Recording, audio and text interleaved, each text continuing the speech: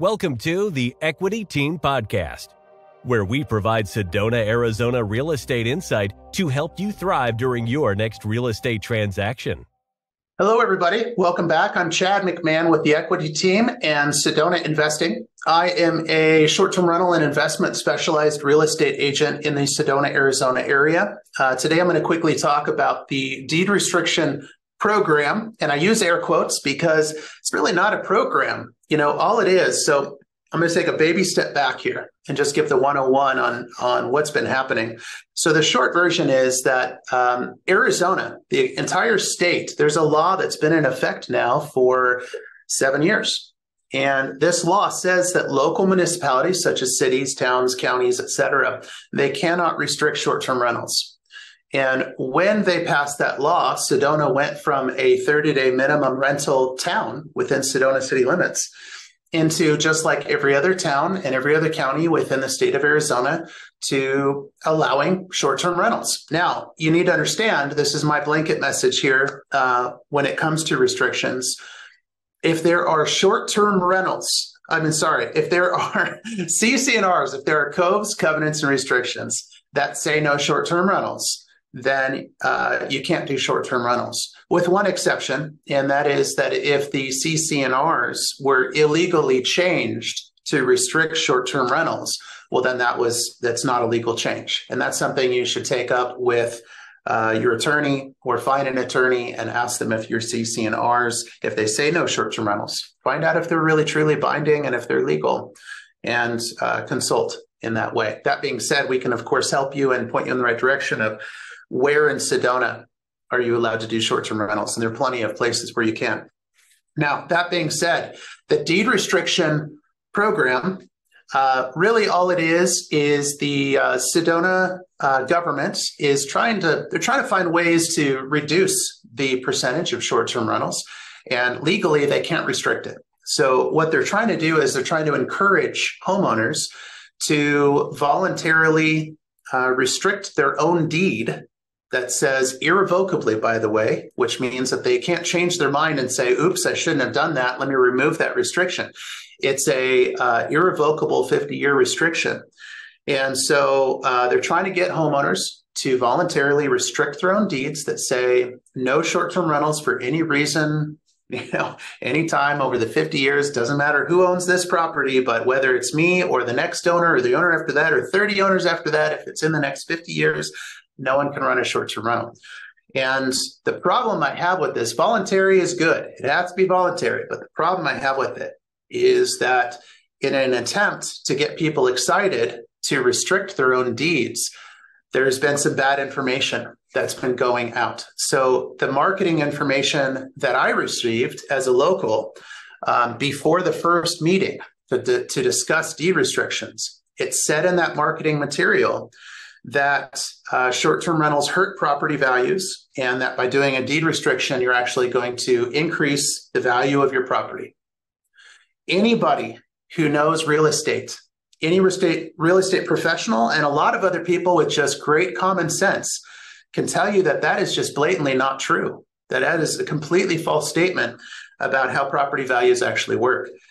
Anyone can tell you that if you take away your options, you're going to lose value. If you have more options, you're going to have better value. It's just common sense. So if you restrict your own property saying no short-term rentals, and that means that one day when you go to sell that property, short-term rental buyers, and those are buyers that have a lot of money, they're really confident buyers, it's all about the math. Those buyers can't even look at your property. So you lose that whole buyer pool, and only the buyers that will either live there or run it as a long-term rental, which in our market right now is a money loser, okay? But only those buyers are going to make sense. The people that are going to live there part-time, full-time, whatever, or people that want to buy it as a long-term rental. Those are your buyers. So you lose out on that big money pool of the buyers that wants to buy it as an investment, as a short-term rental investment, and it's no longer an option. So of course you lose buyers with really a lot of money, cash buyers usually, well, at least sometimes you're losing out on all those buyers. So of course you're going to lose, value. You're going to have less people that are going to be offering to purchase your place. And so you're not going to get as much for it. That's just common sense in the real estate market. So that's the problem I have with it. But the deed restriction program, as they're calling it, and it really kind of gets my craw to call it a program, but encouraging people to do that. I think people need to hear, pros and cons, and legitimate pros and cons, so that they can make up their minds on that. Now, that being said, I'm going to quickly share my screen. I just want to show that there are a few of these and kind of show you this kind of feeling that's floating around and how things are being phrased and how things are being positioned. So first of all, they're offering deed restrictions to prevent more short-term rentals. So if you really think about what this is, then you start to see this as pretty manipulative. Now, I know that part of it is it's how these articles are being written and papers get to choose, but it's also how it's being framed, locally. I want to show you this one. Aims to protect homes from becoming short-term rentals. It's pretty laughable and pretty silly after a while, once you really understand what's going on here. This one is almost talking about it like it's a plague, and you got to protect yourself. You got to do a deed restriction in order to protect yourself so you don't catch the bug. Like it's not your choice if your own property is going to be a short-term rental.